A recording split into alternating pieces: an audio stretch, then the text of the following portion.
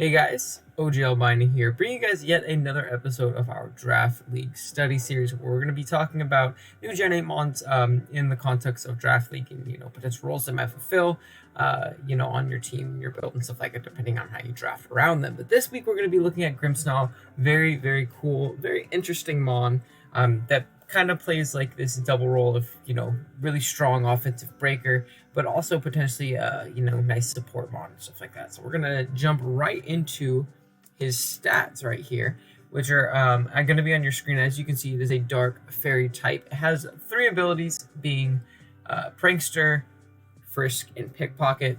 Two really solid abilities. Pickpocket, not so much, but Frisk is really nice, especially in the league format, to be able to scout and see what your opponent's item may be, and stuff like that. You can see if they're choice, see if they're a life orb set, see if they're running a berry, something like that. But the main allure is going to be that Prankster ability. Grimmsnarl does also have the move pool to kind of back up that Prankster ability, which is really cool. But we'll more so get into that later. Stats-wise, its first two right there, the HP and the attack, are very, very nice. HP being 95 and attack being 120, making it very strong and giving it, some solid bulk with that 95 HP. Then we start to fall off a little bit. 65 defense is not the greatest. You can kind of patch that up with the big HP stat that you have, but it's not like it's a giant HP stat. Like you're not, rocking like a 120 HP. It is only 95, so that is going to cut into its bulk significantly.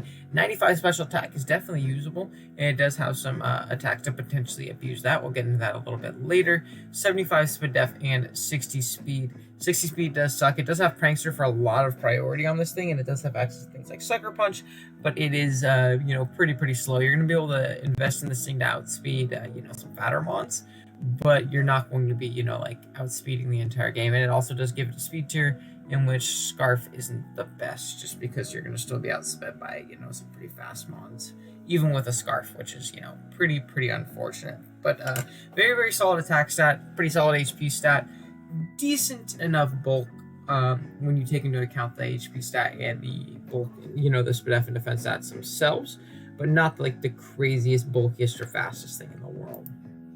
Next up, we're going to jump into some moves that Grimmsnarl gets, and it gets a lot. We're going to talk about the stab moves that it definitely gets first, which is going to be Darkest Lair is the first one. Really, really solid. It was previously an exclusive move to Incineroar, but they gave it to a lot of mons in Gen 8. That's really, really cool. It's a dark move. I believe it's 85 base power. It could be completely wrong. Don't yell at me. But I believe it's 85 base power, and what it does is it cuts through any stab boost. So if you're going up against a mon that's, throw some acid armor or something like that, you're going to be able to break through that, they're essentially not there. Iron defenses, bulk ups, stuff like that, which is really, really cool, really useful. It also has a move called False Surrender. I believe False Surrender does not check accuracy, and it is 80 base power or something like that. You're not going to use that one as much as something like Darkest Lariat, in all honesty, just because it's a power drop off, and it's not like Darkest Lariat can miss, barring your barring your accuracy being dropped, which isn't something you're going to come across too often. So it's better to kind of have the secondary effect of Darkest Lariat and a little bit more power than False Surrender, but I figured I'd put it on here just in case. Also has access to Play Rough, Physical Fairy Stab, which is really, really nice, and Spirit Break, which is another exclusive move to Grimmsnarl, which is, I believe, 75 base power, so it's a little bit weaker than Play Rough. However, it is 100% accurate, which is very nice. Play Rough, I believe, is either 90 or 95. And it has the effect where it always drops your target's special attack, which can be pretty useful. So this is a move that you could definitely see used on Grimmsnarl, opposed to where False Surrender really isn't going to be used that much. Spirit Break, I could definitely see having some more usage than that. We're going to jump into some coverage. Has Drain Punch for those steel types, which is really, really nice. That would want to switch in and, threaten you as a fairy. Also has access to all the elemental punches, which can be really nice in a league setting.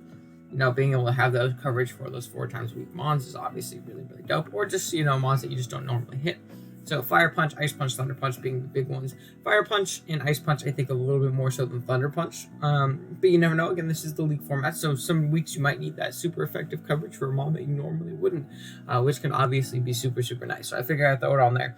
So that it does have some options when it comes to its coverage there.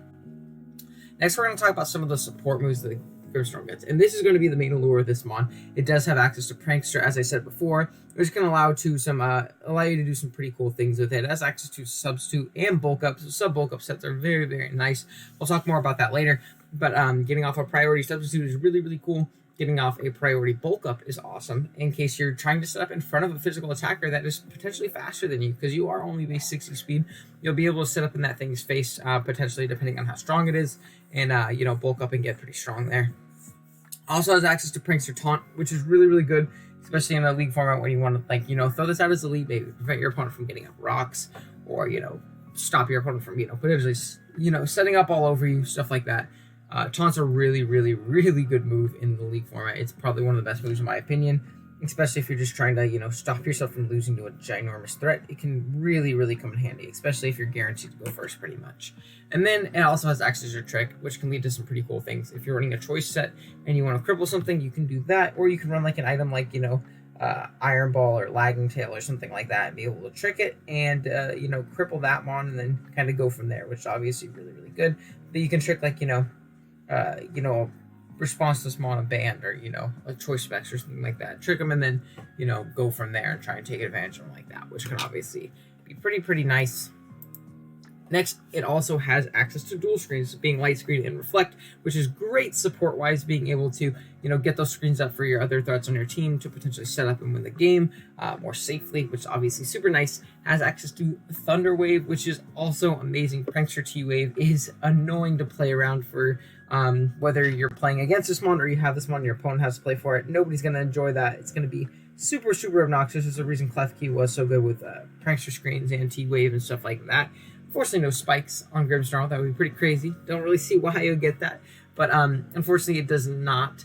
So yeah, dual screens and T-Wave is obviously really nice. Again, for team support, being able to get up those dual screens and slow things down is obviously great. And then it also has access to Sucker Punch, which I forgot to mention earlier, so I threw on this slide. Just because that is, nice priority offensively for it, because its prankster moves are obviously going to be priority, but, being able to get that prankster offense, being able to get off that priority offensive move is obviously super, super clean, especially on like bulk up sets, on more offensive sets and stuff like that. Being able to, take out faster threats before they can do too much to you is obviously super, super clean.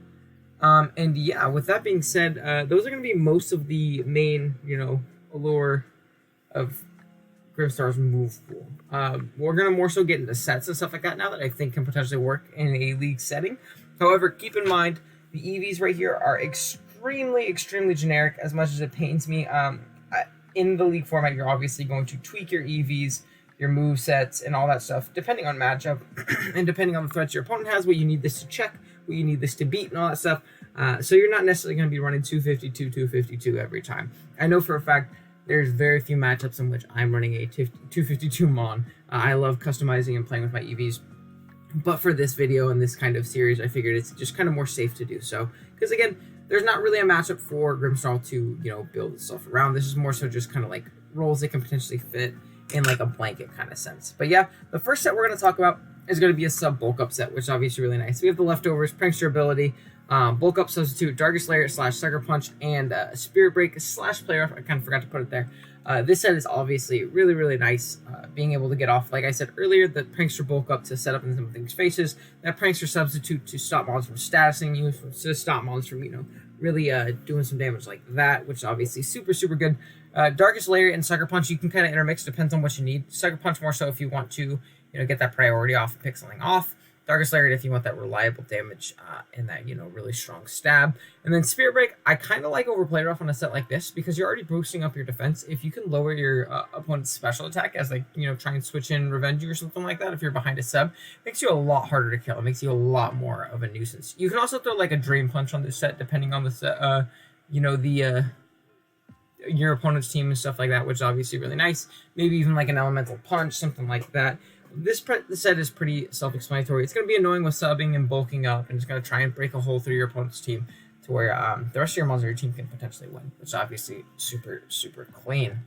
Next up, we are going to talk about a just kind of a T-Wave support set with Thunderwave, Taunt, Play Rough, and Sucker Punch. This set is more so just to really, really annoy your team, your opponent's team, with T-Wave slowing things down, Taunt stopping things from setting up rocks, setting up spikes, spreading around status, all that stuff. Sucker Punch for priority, and the Play Rough for just a nice, strong fairy stab, obviously. This set can be really, really obnoxious for your opponent and can really disrupt their plans, which is why, having a Prankster Mon is so invaluable, and then putting it on a Mon like Grimmsnarl is really cool, because usually they're a bit more passive, a bit more defensive. This thing still poses a giant offensive threat while, providing that great support for your team. Next up, we're going to go all full support right here with a dual screen set with the Light Clay Prankster ability, Light Screen Reflect, Sucker Punch / Darkest Layer, and then Play Rough / Spirit Break. The 2 coverage moves are kind of, up to be, you can throw T-Wave on there if you want to slow something down, because you're trying to facilitate a sweep. You're bringing an HO hyper offense team to try and get something like Hacks or send a DD up twice and win the game or something like that. But the main point here is going to be set up a light screen, set up a reflect, try and get your threats in and win the game, which is going to obviously be really nice. You're going to get 8 turns with the Light Clay, which is really, really cool and gives you a lot of opportunity to just bulldoze past your opponent's team with some crazy setup, or just getting up a prankster screen for a threat that you normally couldn't take a hit from, but now you can because you have a screen up, which obviously is super, super clean. Next up, we're going to get into a little bit more niche of a set. I don't know how great this is going to be consistently wise, but this is an Assault Vest set with the Frisk ability. Frisk, because we don't have any status moves in the set, obviously, because we're an Assault Vest set. So I figured Frisk was nice here to throw on just to scout items and stuff like that, but we have Sucker Punch, Play Rough, Drain Punch, and a Darkest Layer. You can also substitute Drain Punch for a Fire Punch, depending on if you're going up against a Ferrothorn opposed to some other steel type. But I figured this was pretty nice to have. It gives you priority. It gives you a strong bulky pivot to switch into those special threats and hit them hard. This thing again has great breaking potential. It's just more so a matter of what moves you need in the matchup, what you need this to check and stuff like that. But I figure AV could be nice to be an ace, special sponge to take a hit or two and then threaten your opponent offensively, which could be pretty cool. And it takes advantage of the Frisk ability, which none of the other sets have done so far. Speaking of taking advantage of Frisk, we once again have a choice band set. This is going to be another 4 attack set with the Frisk ability. However, with Frisk, with the choice band set, you can also throw on Trick there and then throw on Prankster, because like I said, you can cripple potentially defensive bulky walls that want to switch in, pivot in on this thing and try and take advantage of it. You can trick them a choice band and have them be incredibly crippled. So it kind of just depends on if you need that 4th coverage move, or if you want Trick to potentially catch something, which can obviously be really nice. You don't need to have Trick / Sucker Punch. You can swap out Drain Punch or Play Rough or something like that, depending on the matchup. Again, I just kind of threw it there at the bottom. I think this can be really cool. I think Banded Grimmsnarl would be a great way to catch your opponent off guard, because they might think some sub-bulk upset's going to happen. They might think dual screens is going to come out, some T-Waves, and then you just throw off a Banded Darkest Layer, and you 2-hit KO something pretty much. Because Dark is great coverage on, just most things. Not a lot of things want to switch in and resist that. So I think that's really, really solid for this thing. Being able to catch those things and hit them really, really hard. I think Banded Grimmsnarl could actually be a really fun set to run, depending on the matchup and all that good stuff. And then for the last set, we have a bit more of a gimmick set, but I figured I'd throw it on there because, again, this is the league format, so a lot can go on. You can, depending on matchup, you can go for some pretty wacky things, and I figured that a Nasty Plot set could be a potential thing. This does get access to Nasty Plot. I didn't throw, I didn't throw Prankster on it because getting a Prankster Nasty Plot off isn't the biggest deal in the world. Regardless, you're going to want to get off, the Nasty Plot. It doesn't really boost you anyway, other than your special attacks, so you're not taking any hits better or anything like that. So Nasty Plot, Dark Pulse, Dazzling Gleam, Focus Blast for those steel types, and then Dual Stab is obviously really nice. It does have 95 special attack, like I said before, so being able to, double that, it can really break through some fat if you really needed to. Especially, it's a great way to catch your opponent off guard. And there's some great physical, fat responses to Grimmsnarl. Throwing off +2 Dark Pulses and Dazzling Gleams can really catch them off guard and really throw them, awry, which is obviously really cool. And it just kind of shows the versatility of this one. I think that's going to be the main allure of Grimmsnarl, is being able to have that Prankster support option while also being able to be incredibly strong and, have priority in Sucker Punch and stuff like that too, to really break through teams. So, yeah, Grimmsnarl is going to be a really, really cool mon to use in the league format. I really want to draft it myself. I didn't really talk about the Gigantamax form because 99% of leagues are banning Dynamax and Gigantamax stuff. So I didn't really think I should include that, but I believe it has some really dumb dark move that, automatically sets Yawn, which can be incredibly disruptive. In Elite form, I think that would be really, really good. I think it would shoot this thing up a peg if that was allowed, but thankfully, in most leagues, it's not going to be, which is obviously super, super nice. But regardless, Grimmsnarl is a really, really solid mon, and I definitely recommend you try it out. I'm going to try and try it out soon in one of my upcoming leagues, that's for sure. I'm going to try and snag it. But yeah.